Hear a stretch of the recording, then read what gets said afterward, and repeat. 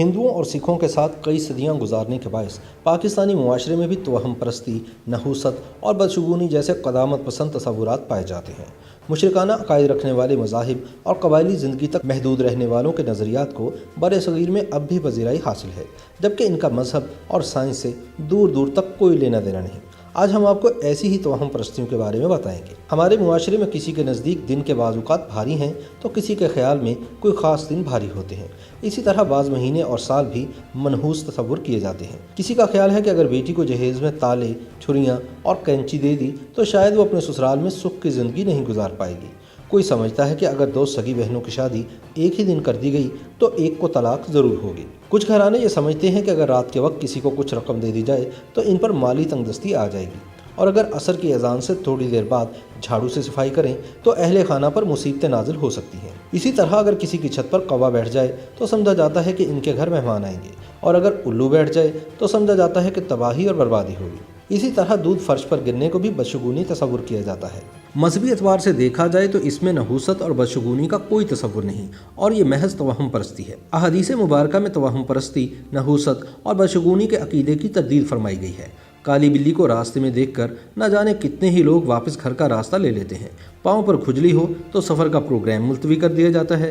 ایسا صرف پاکستان اور غریب ممالک میں ہی نہیں ہوتا، بلکہ دنیا کے انتہائی ترقی یافتہ اور امیر ممالک میں بھی لوگ کسی نہ کسی حد تک توہم پرستی کا شکار ہیں۔ جیسے کہ دنیا کے ترقی یافتہ ممالک میں 13 کے ہندسے کو منحوس سمجھا جاتا ہے، اسی طرح جرمنی کے شہر کولون اور پیرس میں لو برج پر جوڑوں کی جانب سے لو لاکس یعنی محبت کے تالے لگانا بھی عام ہے، جس سے وہ اپنی محبتوں کو امر کرتے ہیں۔ اسی طرح شکی مزاج عورتوں کی وجہ سے تعویذ دھاگے کرنے والے جعلی پیروں کی دکانداری بھی خوب چلتی ہے، جو اپنے شوہروں کو قابو میں رکھنے کے لیے پیروں اور عاملوں کے ہاتھوں میں کھیلتی ہیں۔ ایسا رجحان متوسط اور غریب طبقے میں زیادہ دیکھنے میں آیا ہے۔ توہم پرستی کھیل کے میدان میں بھی موجود ہے، جس کا زیادہ تر شکار بھارتی کرکٹرز ہیں۔ سابق بھارتی ٹیسٹ کرکٹر سچن تندولکر اپنے بھائی کی جانب سے گفٹ کیے گئے پیڈ کو ہمیشہ بائیں ٹانگ پر پہنتے تھے۔ ان کا ماننا تھا کہ اس سے ان کو اچھی اننگ کھیلنے میں مدد ملتی ہے۔ اسی طرح گوتم گمبھیر بھی میچ کے دوران ہر وقت پیڈز پہننے کو نیک شگون قرار دیتے تھے۔ توہم پرستی صرف کھیل کے میدان تک محدود نہیں، بلکہ بھارتی فلم اسٹار بھی اس کا شکار ہو چکے ہیں۔ مسٹر پرفیکٹ عامر خان کی بات کی جائے تو ان کا ماننا ہے کہ دسمبر کا مہینہ ان کے لیے لکی ہے، اور انہوں نے اپنی بڑی فلمیں جیسے غجنی، 3 ایڈیٹس، تلاش، دھوم اور تارے زمیں پر کو بھی دسمبر کے مہینے میں ریلیز کیا تھا۔ اسی طرح کیٹرینہ کیف اپنی ہر فلم کی ریلیز سے قبل خواجہ معین الدین چشتی اجمیری رحمۃ اللہ تعالیٰ علیہ کے مزار پر حاضری دیتی ہیں۔ اجے دیوگن، سنجے دت اور رنبیر کپور بھی علم العادات پر یقین رکھتے ہیں اور کچھ نمبرز کو اپنے لیے لکی قرار دیتے ہیں۔